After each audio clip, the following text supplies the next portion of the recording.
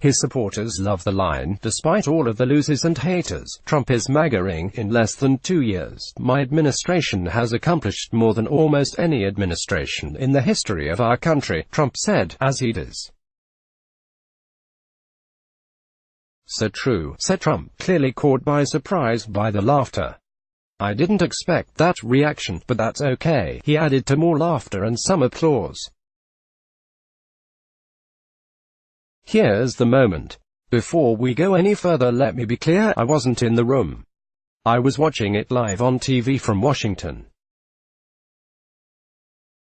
But watching on television, the perception of those few seconds was clear. The gathered world leaders, or at least some of them, were laughing at Trump's contention that he had done more in 2 years than any previous American administration ever. Which makes some sense given that the claim seems, on its face, ridiculous.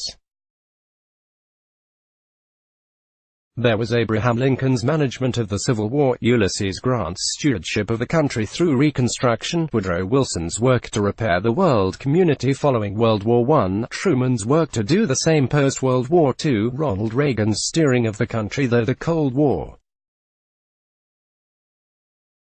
I mean, the list goes on, and it dwarfs Trump's accomplishments, which, at least on the world stage, are at best incomplete at the moment.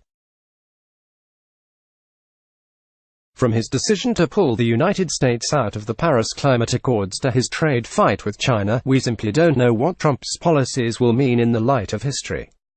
That Trump was taken aback by the laughter is telling, too. It's possible that he believed they were laughing with him when, at least to my watching, listening, they were laughing at him, or at least at his grandiose claim. His response, I didn't expect that reaction, but that's okay, and the smile on his face when he said it suggests Trump simply is unaware of what the laughter almost certainly meant. As does his comment later in the day when asked about the laughter. Oh, it was great, Trump said about the reaction from the assembled world leaders. Well, that was meant to get some laughter, but it was great, he did it all on purpose. The truth of Trump's life in office, and this is true for lots of presidents but even more true for him, is that he simply doesn't come face to face with very many people who disagree with him about much of anything. Trump's mo is to surround himself with blood relatives and people who accommodate his moods, proclivities and views.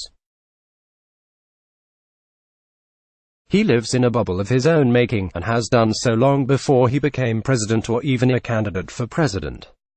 He's just not used to people who aren't paid to tell him what he is saying is right. All the time. It's also possible that he was just covering in the moment, that playing it all off was the insta-calculation Trump made in his head to defuse the situation as much as possible. If that's the case, you can be sure that Trump will be stewing about the moment. Remember that Trump has repeatedly mentioned how bothered he was by other countries laughing at the United States before he was president. The world is laughing at us, he would say on the campaign trail, referring to the policies of then-President Barack Obama. We don't want other leaders and other countries laughing at us anymore, Trump said last June, and they won't be. They won't be. All of that history means that if Trump understood what the world leaders were really laughing at, he's likely to take to Twitter sometime in the not-too-distant future to clap back. Either way, it was a remarkable moment in a presidency that has been full of them.